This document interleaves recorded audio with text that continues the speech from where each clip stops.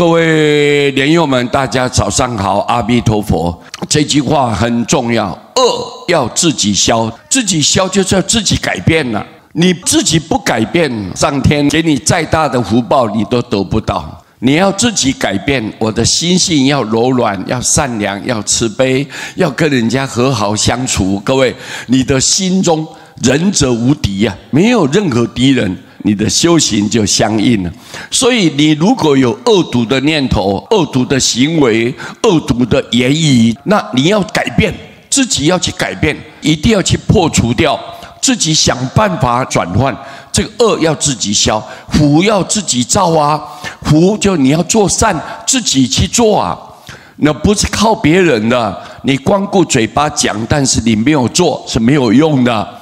一定要去脚踏实地，要身体力行，好好去做。看到别人任何需要，我们就帮助他，先关心他。那无形中你跟他都结善缘，你的福报就上来了。各位，我们每一天都可以行功布德啊！你看我们在厨房工作，那地板上弄得湿湿的，我们担心，如果说有一些老人家不小心走在那上面，哗一下子滑倒了，我们随时都把它擦干净。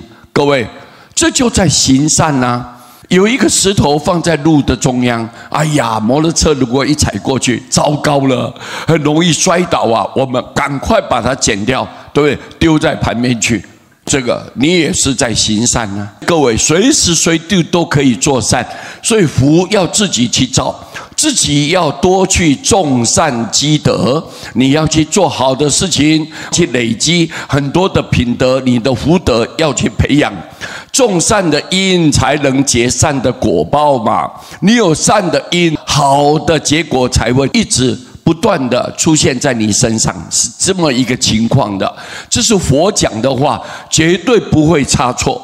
你种善一定有善报，恶一定有恶报。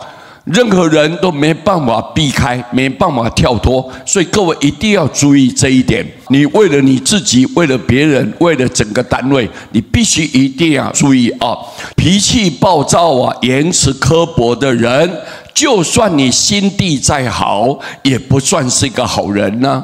你这个人心地不错，但是那个话尖酸刻薄啊，多刺激人家，批评人家，挑剔别人的毛病。各位，这样子做法是不对的。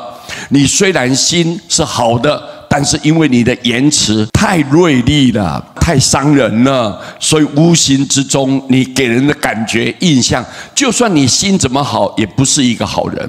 所以我们言谈之间，在讲话的过程，一定要懂得包容，懂得尊重，懂得如何礼貌去对待啊。